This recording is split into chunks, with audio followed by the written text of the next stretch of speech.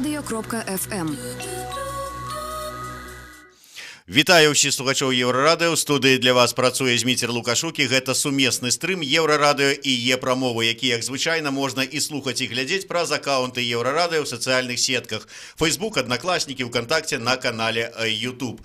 Ці будзе мяняцца знешняя палітыка Украіны, пакуль што невядома, таму што новаабраны прэзідэнт Владзімір Зеленскі да гэтага часу так і не агучыў сваю праграму. Адпаведна, невядома, ці зменяцца нейкім чынам двухбаковыя стасункі паміж нашымі краінамі, Украінай і Беларусю.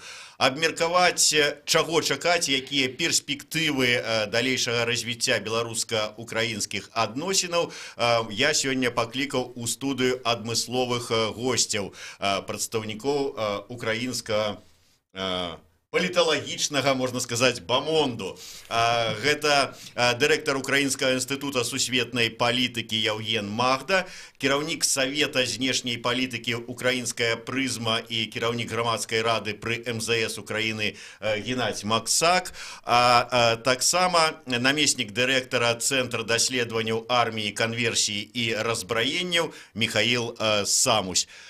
Добрый день, шановное господарство. Добрый день. Давайте я почну с такой надзённай, может быть, только что пачутай навіны.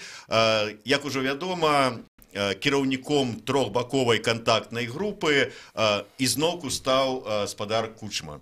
І сёння Кучма, прыехаўшы ў Мінск, сустрэўся з кіраўніком Беларусі Александром Лукашенком. Ваше меркаванне, ці варта чакаць нейкіх зрухаў на перамовах трохбаковай кантактнай групы? Давайте пачнем з вас, спадар Евген. Еще раз добрый день. Встреча, как на мой взгляд, носила ритуальный характер, потому что Леонид Кучма и Александр Лукашенко давно друг друга знают. Собственно говоря, 25 лет назад они оба стали президентами, только за это время Лукашенко все время работал президентом, а Кучма менял разные ипостаси и приехал в качестве второго президента, которого шестой президент убедил поработать еще в тристоронней контактной группе. Я думаю, что эта встреча определенно не ухудшит украинско-белорусские отношения, но я не вижу перспектив, по которым она позволяет решить проблематику конфликта на Донбассе. Потому что ключ от решения этих проблем лежит не в Минске и не в Киеве, а лежит в Москве. И даже бы если Кучма, например, встретился с Владимиром Путиным, то это далеко не факт, что повлияло бы на развитие мирного процесса на Донбассе. Геннадзь, вот прогучала такая фраза, перадае там тэлеграфнае агентство «Афіцыйная Белта», что Кучма звярнуўся да Лукашэнкі з просьбай, каб той асабіста дапамог у вырашэнні пэўных пытанняў. Якіх пытанняў не ўдакладняецца. Тым не менш, як вы лічыце, Лукашенко пойдзе на гэта, таму што ён заўсёды казаў, што мы толькі вось даем пляцоўку і не больш за тое, не ўмешваемся ў перамовы. Зараз умешаются, и ці зможа что-нибудь заработать? Ну, мне кажется, что кроме площадки, все-таки Александр Лукашенко много пытался войти в переговорный процесс. Другое дело, что не все получалось по воле одной либо двух сторон, которые принимают участие в переговорном процессе. Но когда, вот вы помните, был форум регионов, встречались президенты Порошенко и Лукашенко, Александр Григорьевич четко заявил о том, что мы готовы все наши усилия приложить к тому, чтобы быть в этом процессе и заниматься переговорными стратегиями, которые могли бы помочь наладить отношения между братскими или сестерскими странами. Поэтому я думаю, что посыл Кучмы был именно на этот формат, что мы готовы подумать о том, где может Беларусь быть интересна, где она может помочь, потому что когда президент Зеленский нам представлял нового переговорщика, опять старого нового переговорщика Алина Кучму, они говорили о том, что мы считаем, что будут новые возможности и новые полномочия, которые помогут продвинуть процесс вперед. Поэтому я думаю, что здесь есть расчет на то, что некие возможности Минска могут быть взяты в деятельность и заниматься этим дальше более в широком формате в каких-то других дополнительных направлениях. Михаил, з пункту гледжання вось менавіта вот паколькі цэнтр даследавання арміі разбраення вот з ваеннага пункту гледжання гэты перамоўны працэс, гэта пляцоўка, трохбаковая кантактная група можа што-нибудь вот вырашыць у ваенным пункту гледжання? Ну, я абсолютно поддерживаю сентенцию Евгена, который сказал, что ключ решения этого конфликта находится не в Минске и не в Киеве. И действительно, новый президент Украины Владимир Зеленский, он заявил о том, что будет делать новые ходы, новые импульсы, новые предложения по какому-то выходу из тупика Минского процесса. А Минский процесс, он начинается как раз с вопроса безопасности. То есть прекратить огонь, развести стороны, создать какую-то стабилизацию ситуации, после этого говорить уже о каких-то миротворческих или других силах, которые могут быть развернуты. Для украинской стороны сейчас, конечно, главное это продемонстрировать, что Украина готова к этому. А так как мы знаем, что главный интерес России состоит в том, чтобы заставить Украину и использовать вот эту как бы Россия сейчас считает, что Украина находится в слабой ситуации из-за того, что у нас неопытный президент, можно сейчас что-нибудь такое попытаться сделать. И главной задачей России, как мы знаем, это было заставить Украину вести прямые переговоры с оккупированными территориями, с отдельными районами Донецка и Луганска. И, естественно, Украина на это не пойдет. И, например, я прогнозирую, что к сожалению, никакого прогресса не будет. Более того, ситуация, наверное, будет ухудшаться. Но сейчас Украине важно показать, что Украина готова к решению конфликта, а Россия нет. Вот на это и будет сейчас направлено все эти движения украинской стороны. Это я так думаю. Если могу добавить, именно это прозвучало в Брюсселе, когда вчера там присутствовал Зеленский. Он сказал, что мы готовы, мы открыты, мы возвращаемся в Минск, но мы понимаем, что не все зависит от нас, поэтому мы хотим делать как можно больше усилий, чтобы показать, что мы открыты. И ключевая фраза: мы территориями и суверенитетом не торгуем. То есть, опять же, мы попадаем в ту же фактически модель, которая была вот 5 лет переговоров, когда Россия пытается нам всунуть переговоры прямые с так называемым ДНР, ЛНР. Украина на это не может пойти, потому что это оккупированная территория, есть страна-агрессор. Ну, глядзіце, было заявлено, что 5 числа ў Мінску пройдуць перамовы трохбаковай кантактнай групы, что будзе ўпершыню пасля перарыва Кучма на этих перамовах, и раніцай, ночью фактычна стало вядома, что 3 украінскіх вайскоўца загінулі на Донбассе. Можно, конечно, сказать, что ну супадзенне так супала, а можно и полічыць, что гэта был знак с боку вот, ну, Москвы, России ці не, вот, что не пойдем мы ни на якія такие мирные перамовы. Ну, я могу сказать, что просто коротко, я считаю, что Путин решил работать на повышение ставок. Это началось именно с начала процесса паспортизации, и дальше с каждым моментом он поднимает ставки. То есть он вместо того, чтобы, ну, если бы мы смотрели, как вот всегда российская сторона говорила, нас не устраивает Порошенко, он там все время делает, он там националист и так далее, вот придет новый президент, будем работать по-другому. Что произошло? Как только пришел новый президент, Путин начал его еще больше давить и создавать напряженность.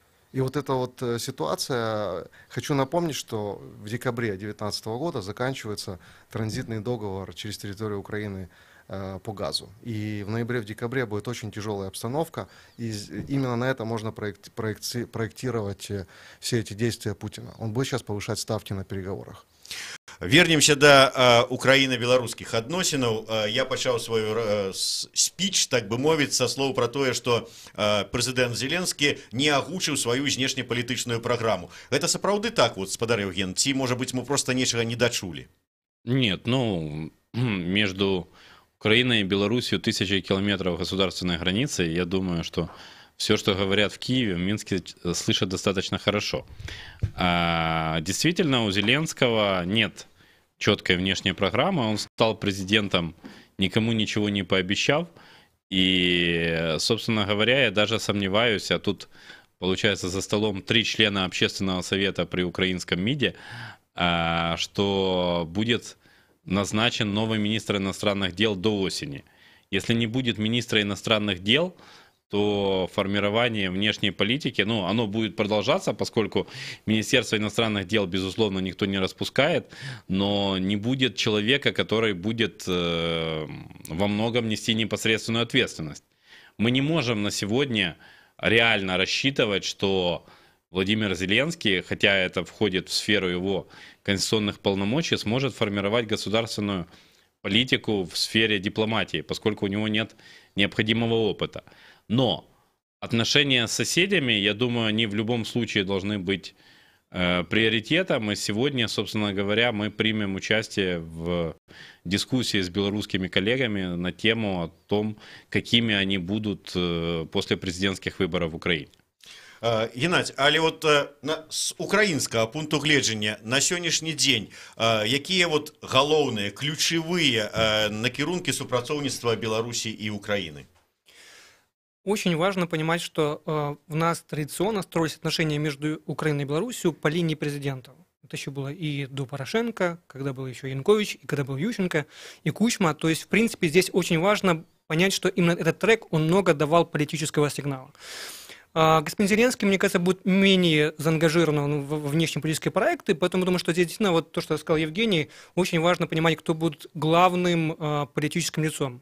Либо министр, либо будет уровень меньше. То есть это мы будем понимать, что уровень интереса также будет политически меньше к этому нашему соседу. Но главные вопросы, которые есть и будут оставаться, это безопасность на первом месте. Мы этого никуда не денемся, поскольку агрессия России до сих пор продолжается. Поэтому то, чтобы мы чувствовали хотя бы не гарантию, но какие-нибудь заверения в том, что у нас есть понимание по вопросу безопасности, это первый пункт. Второй, конечно же, экономика. У нас тут есть много вопросов о том, что мы хотим выровнять нашу торговлю. Вы знаете, что по торговле у нас традиционно является негативное сальдо нашей торговли, поэтому мы хотим ее как-то выровнять, сравняв наши позиции торговые. Ну и здесь очень важно понимать, насколько мы можем принимать во внимание возможности Минска, чтобы Европейский экономический союз не мог блокировать наши экспортные потоки. То есть, я думаю, здесь тоже есть много направлений, которые важны именно торговые. Торговля, с точки зрения Минска, главный аспект, и поэтому тоже здесь много акцентов. Михаил, а як на адносіны Украины и Беларуси уплывае, так бы мовіць, российский фактор?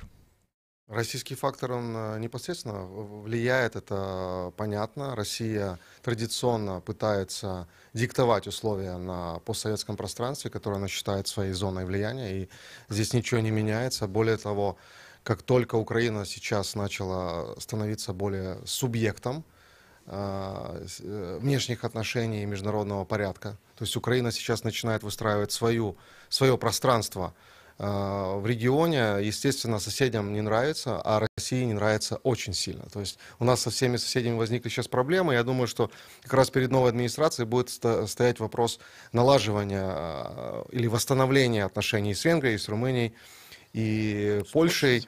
Да, то есть из Белоруссии нужно будет переформатировать, я уверен, что будет переформатирование отношений, потому что действительно будет уровень не личностных отношений, а все-таки более прагматичное. Я думаю, все-таки прагматика будет занимать все больше места, но от России как раз будет вносить не прагматический компонент, а будет пытаться все же использовать и период выборов в Беларуси, и тот период, когда у нас в Украине будут формироваться и подходы новой администрации, и затем парламент и правительство. То есть это довольно-таки длительный период, когда Россия точно будет использовать это в своих интересах, и Украине и Беларуси надо абсолютно об этом помнить постоянно. Если говорить о, например, ситуации в сфере безопасности, то действительно, я думаю, что продолжатся российские шаги, чтобы все-таки Беларусь была ближе к России и не допустить сближения Украины с Беларусью, потому что это не отвечает интересам России. Мы перервемся на невеличкую паузу, короткий выпуск новинаў на Еврорадио, а потом мы вернемся ў студию и обмяркуем с нашими гостями дальнейшие перспективы развития белорусско-украинских адносінаў. Еўрарадыё. Гэта толькі актуальная інфармацыя, аналітыка, музыка і крытыка. Мы незалежная крыніца інфармацыі ў тваім рэальным жыцці. Мы першае рок-радыё Беларусі. Мы 24 гадзіны ў інтэрнэце і на спадарожніках. Еўрарадыё. Час ведаць, што адбываецца.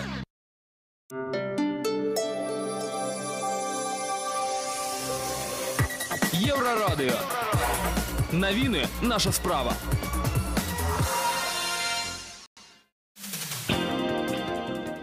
Вітаю, каротка пра асноўныя падзеі. Александр Лукашенко перанёс камандзіроўку дзеля сустрэчы з экс-прэзідэнтам Украіны Леанідам Кучмам. 5 чэрвеня яны пагаварылі перад пасяджэннем у Мінску трохбаковай кантактнай групы па ўрэгуляванню сітуацыі на ўсходзе Украіны. Кучма пакінуў гэтую групу ўвосень летась і вярнуўся ў яе ўжо пры новым украінскім прэзідэнце Владзімір Зеленскім. Падчас размовы з Лукашэнкам Кучма падкрэсліў, што ён супраць змены мінскай перамоўнай пляцоўкі. Ён адзначыў, што разлічвае на персанальную дапамогу беларускага кіраўніка і ўсёй Беларусі ў вырашэнні украінскіх праблемаў. Сусветны банк зноў пагоршыў прагноз развіцця беларускай эканомікі. 4 чэрвеня быў апублікаваны прагнозны дакумент. На 2019-2020 гады паводле новай ацэнкі рост валавога ўнутранага прадукту Беларусі складзе 1,8%, у 2020 – 1,3%, а ў 2022 і ўвогуле крышку болей за працэнт. Ранейшы прагноз быў нашмат вышэйшы, лічба знізілася амаль на цэлы працэнт. Сярод рызыкаў эксперты называюць раптоўныя перамены настрояў інвестараў, якія падарвуць давер бізнесу і інвестараў. Адзначаецца, што Беларусь адносіцца да глыбока рызыкоўных краінаў у сферы інвестыцыі і эканомікі. На другія еўрапейскія гульні ўжо прадалі 130 тысяч квіткоў, як інфармуе тэлеканал «Беларусь-1». 10-15 з іх дасталіся замежнікам з розных кантынентаў. Другія еўрапейскія гульні бяруць старт 21 чэрвеня.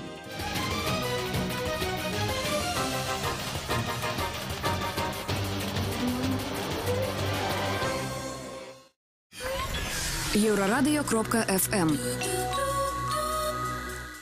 Вяртаемся ў студыю Еўрарадыё. Для вас працуе Зміцер Лукашук і разам з маімі гасцямі, сябрамі грамадскай рады пры Міністэрстве замежных спраў Украіны Евгенам Магдай, Геннадзем Максаком і Михаілам Самусем мы гаворым пра адносіны, перспектывы адносінаў, развіцця іх беларуска-украінскіх, што будзе далей паміж Мінскам і Масквой. Але я вярнуся да, можа быць, выбараў украінскіх, якія так шмат шуму нарабілі фактычна па ўсім свеце.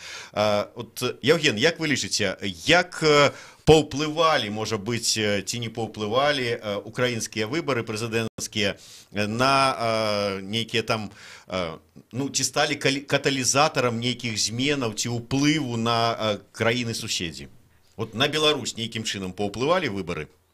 Я думаю, что в Беларуси Владимира Зеленского многие знали как актера и руководителя 95-го квартала, но я не вижу причин проецировать победу Зеленского на ситуацию в Беларуси. Скажем... Один з беларускіх палітыкаў, Анатолій Лебедька, такі канкрэтна ў стылі Зеленскага запісаў ролик, у якім звярнуўся да Александра Лукашэнкі, там у стылі там стадыён, так стадыён, ну так само вот так. Ну, это его право, безусловно, и он человек, который уже давно находится в белорусской политике. Я белорусскую политику комментировать не возьмусь, но одно могу сказать, что попытки перенести любой сценарий политический с одного государства на другое, даже на соседнее, напоминают попытки перенести уже взрослое дерево с одного участка земли на другое. То есть, казалось бы, такая же земля, и могут быть удобрения даже, а оно возьмет и засохнет. Поэтому я даже не могу посоветовать белорусам выращивать своего Зеленского, потому что во время нашей последней встречи в декабре прошлого года я говорил, что Беларусь находится в категории социального времени в таком периоде, в котором Украина находилась в 2010-2013 годах. Я могу сказать о том, что в части внешней политики у нас остается одна общая угроза – это Россия. Другие угрозы, они могут быть для наших стран разными. Но если в Киеве и в Минске не будут понимать, что нам необходимо искать разнообразные пути усиления позиций в противодействии России, то это, честно говоря, будет грустно. До речі, я ось вельмі здзівіўся, што сёння з Александром Лукашенко сустракаўся адзін Кучма. Па ідэі там павінен быў прысутнічаць і Евген Магда. Калі верыць Лукашенку, калі я перадаваў яму вашу кнігу, ён сказаў, што да, вот я бачыў такую кнігу Медведчука, папрасіў пачытаць, але той не даў. Ведае чалавека, але я вот да таго, што калі б ўсё ж такі запрасілі, што б вот вы сказалі Лукашенку з гэтай нагоды, вот усіх апошніх падзей? Пусть сначала пригласят. Я вот полгода назад, обращаясь к белорусскому президенту из студии Еврорадио, предлагал ему встречаться не только с российскими политологами и журналистами, но пока этого так не произошло, ну, по крайней мере, на президентском уровне. Возможно, со сменой власти в Украине и будет такое приглашение, но пока его не было. Мне есть что сказать Александру Григорьевичу, но я предпочту это сказать тет-а-тет. Геннадий, ад вас прагучала такая фраза, ўсё ж таки варта чакаць, што узровень, вот мідаўскі ўзровень, на якіх будуць камунікаваць Украіна і Беларусь, ён панізіцца. Вы знаете, здесь есть и плюс, и минус. Плюс в том, что уровень профильных замов министра, он очень профессиональный. То есть человек, который занимается вопросом двусторонних отношений, он этот портфель экспертизы, дипломатии ведет очень долго. Поэтому тут есть нормальный профессиональный трек экспертизы. Но я возвращусь к тому, что в белорусской политике очень важно, чтобы был персональный рапорт между лидерами. И вот между Лукашенко и Зеленским, если такое будет нормальное отношение, нормальный персональный контакт, то это намного улучшит возможности и дипломатии, потому что там есть свои рамки, свои лимиты. Но мне кажется, на данный момент вопросы, которые перед нами стоят, они максимально унормированы, как мы можем двигаться. И комиссии, и рабочие группы, и планы действий, и дорожные карты максимально расписаны. И здесь процесс уже запущен. Он идет, и мне кажется, что в принципе здесь даже не столько важно. Зеленский не поплывает. Ну, политический диалог в любом случае это уровень лидеров. Но вопрос отношений, он имеет и свои там дополнительные ступени. Если мы будем четко идти по тем направлениям, которые уже проработаны, у нас очень серьезный экономический компонент. Очень много совместных органов и очень много совместных дорожных карт, которые выполняются. И это плюс. То, что растет около 16-15% наш товарооборот каждый год, об этом говорит, что в принципе правильное направление. Естественно, что есть меньше маневров в вопросах безопасности, мы это учитываем, но мне кажется, что на уровне исполнителей процесс идет и процесс унормирован. Михаил, кто-то на войне гіне, а кто-то на войне зарабляе, як вядома. І Беларусь, не сакрэт, была б не супраць зарабіць на вайне, якая ідзе ў Донбасе. Як вы лічыце, вот все ж таки будзе развівацца некае ваеннае супрацоўніцтва паміж Беларусі і Украінай, тому што шмат размоў пра тое, што там нібыта і мазы пастаўляюцца, там і ледзь не БТРы беларускія, там ці яшчэ што-небудзь, вот там рамантуюць, можа быць, украінскія танкі на беларускіх ремонтных заводах.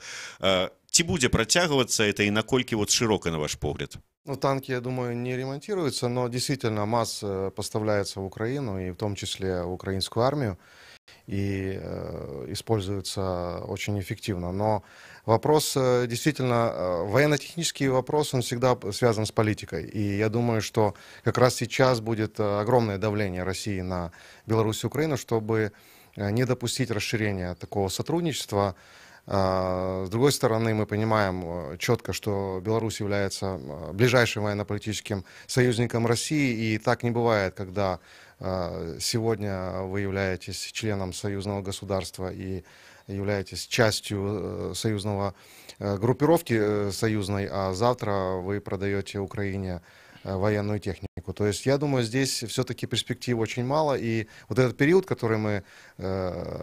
котором мы говорим, выборы, и Россия будет пытаться использовать это в своих условиях, в своих интересах, чтобы это все как-то запустить в другую сторону, возможно, даже развернуть в том числе какой-то вектор развития Украины, это будет использоваться, это точка бифуркации, следующий год, два, три будет только расширяться в периоде и по интенсивности. Поэтому военно-техническое сотрудничество, я думаю, не будет тем направлением, где у нас будут большие достижения. Евген, мы как-то говорили с вами на тему того, что вот нібыта с украинского боку прогучали такие пожаданні перенести перамовы трохбаковой контактной группы з Мінску ў якую-нибудь іншую столицу, может быть, у іншым формате это все проводить. Ці варта чакаць, што вот зараз вернуцца да таких прапаноў пераносу і змены формату? Ну, исходя из того, что Кучма снова возглавил украинскую делегацию в тристоронней контактной группе, то я думаю, что эти разговоры все-таки утихнут. И, собственно говоря, поэтому, я думаю, Александр Лукашенко на радостях с Леонидом Кучмой встретился. А думаю, что можно уверенно говорить, что Украина не будет восстанавливать прямое авиасообщение с Россией, потому что это нанесет серьезный ущерб компании Белавиа и компании Беларуси, наше дружественное для нас государство. Но если говорить всерьез, то на самом деле столиц, в Европе, в которых можно вести подобные переговоры, не так уж много. И все-таки есть такая русская присказка: от добра добра не ищут. Как по мне, несмотря на определенные сложности, несмотря на дело Гриба, несмотря на дело Шаройко, все-таки украинско-белорусские отношения достаточно позитивные в своей динамике, и пытаться... То есть тут же мало только украинского желания перенести площадку для переговоров, необходимо, чтобы на это пошла Россия. А она, я думаю, не пойдет, потому что, насколько я понимаю, в Беларуси Россия чувствует себя тоже достаточно уверенно. Да. Мне кажется, что здесь о переносе звучит периодически, оно и будет звучать от украинских политиков, когда есть голосование на уровне международных организаций, когда Беларусь голосует против украинских резолюций, и тогда, да, вот эмоциональный посыл, что, какие же это нейтральные наши партнеры, если вот так голосуют. Но на самом деле, мне кажется, что сигнал, который послал Зеленский, вы правы, что нет концепции, мы только вот сейчас уловим эти фразы, их расшифровываем, то, что было в Брюсселе. Мы возвращаемся в Минск. То есть на уровне его команды есть понимание, что перенос сейчас не к месту, и я думаю, что он не сыграет позитивно. Поэтому максимально ориентируются на углубление переговоров хотя бы по каким-то конкретным шагам. У меня есть маленькое пессимистическое замечание. То есть я думаю, что действительно сейчас Зеленский находится под большим давлением своих же обещаний, что он принесет мир и принесет прогресс в этот процесс, в том числе Минский. И, естественно, его не будет, этого прогресса, потому что нет никаких мотиваций, нет никаких изменений обстановки. В результате, я думаю, что где-то к осени, особенно когда будет нарастать, опять же, газовая проблема, ситуация в отношениях между Украиной и Россией ухудшится. Украина, опять же, предложит новые прорывы, возможно, в Будапештском формате, возможно, в Женевском формате. И вот тогда могут быть поднят вопрос о том, что минский документ, например, может вообще быть убран со стола, и какие-то будут новые переговоры. То есть будет к концу года, к сожалению, будет конфликт нарастать между Украиной и Россией, и вот тогда опять могут быть разговоры о Минске подняты в том плане, что нужно будет переносить в связи с изменением вообще формата, не только переговорного, но формата отношений. Калі вот ты канфлікт паміж Украінай і Расіяй будзе нарастаць, ці не будзе пагаршацца аўтаматычна неяк вот, не знаю, адносіны ва ўкраіне да Беларусі як да партнёра Расіі? Я памятаю, размаўляў з дэпутатам Верховнай Рады Барыславам Бярэзай, і ён сказаў, што вот я пры ўсім жаданні ў Мінск не паеду, бо я не хочу прачнуцца раніцай у ФСБшным турме дзе-нибудь у Смаленску. Вот як канфлікт, узрастанне ці паніжэнне канфліктнага паміж Украінай і Расіяй адбіваецца на адносінах паміж Украінай і Беларусю? Евген. Я сторонник той мысли, что мы, имея 2000 километров недружественной границы с Россией, не можем себе позволить роскошь получить еще 1000 километров недружественной границы с Беларусью. В белорусских медиа, и в украинских, и в российских медиа активно прозвучала тема создания в Украине, например, егерской бригады, которая будет действовать в непосредственной близости от украинско-белорусской границы. Но это на самом деле следствие я бы сказал, коррекции нашей стратегии, нашей оборонной доктрины, потому что мы понимаем, что развитие ситуации в условиях гибридной войны может быть зачастую непредсказуемым.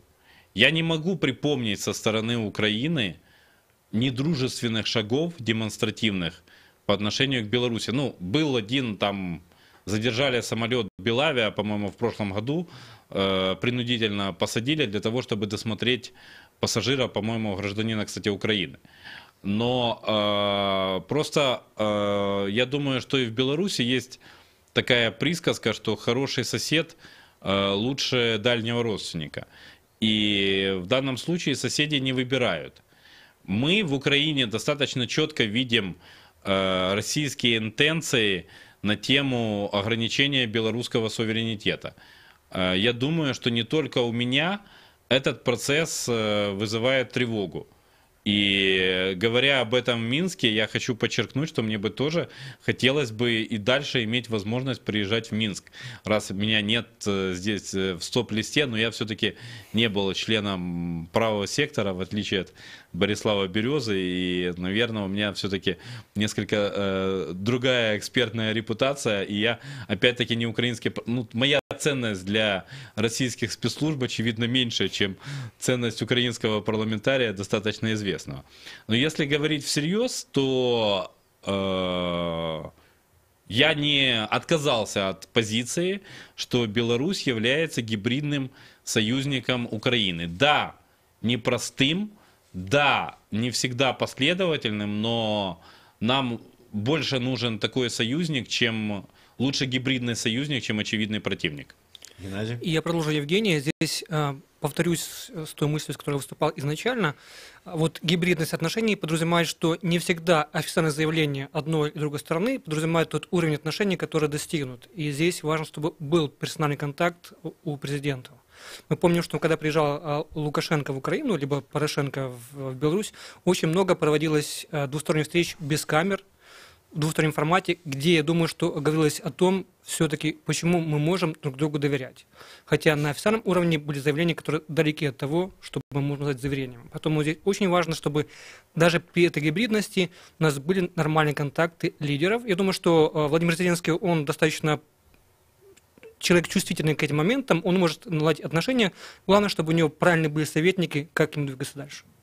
На заканчэнне, калі вот вы ўзгадалі форум украінска-беларускі, там было шмат падпісана дамоў, кантрактаў, прагучала пра тое, што Беларусь пусціць на нафтаздабываючы сектар Украіны. Ці не атрымаецца так, што Зеленскі зараз вот просто, як кажуць, каб назло там маці вушы адмарозіць, скажа, а это Порошенко подписал, я их не буду выконваць, гэтыя дамовы.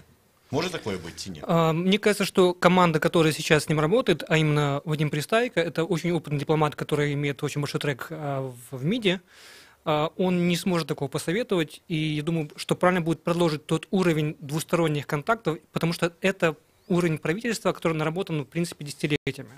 То, как работает Минск в Украине, это имеет свой экономический подтекст, и мы готовы продолжать в этом направлении. Михаил, коротко, опрошнее слово. Да, еще важный момент для Зеленского и его команды. Нужно показывать сейчас успехи. И действительно, белорусское направление может быть успехом, и если здесь начнутся какие-то проблемы, я не думаю, что будет в интересах и новой администрации, и Украины в целом. Дзякуй вялікі. Я нагадаю, што гэта быў сумесны стрым Еўрарадыё і Е-прамова. У студыі для вас працаваў Зміцер Лукашук, мае суразмоўцы, прадстаўнікі грамадскай рады пры Міністэрстве замежных спраў Украіны, Евген Магда, Геннадзь Максак і Михаил Самусь. Дзякуй вялікі, слухайце Еўрарадыё, у нас сёння шмат цікавых эфіраў.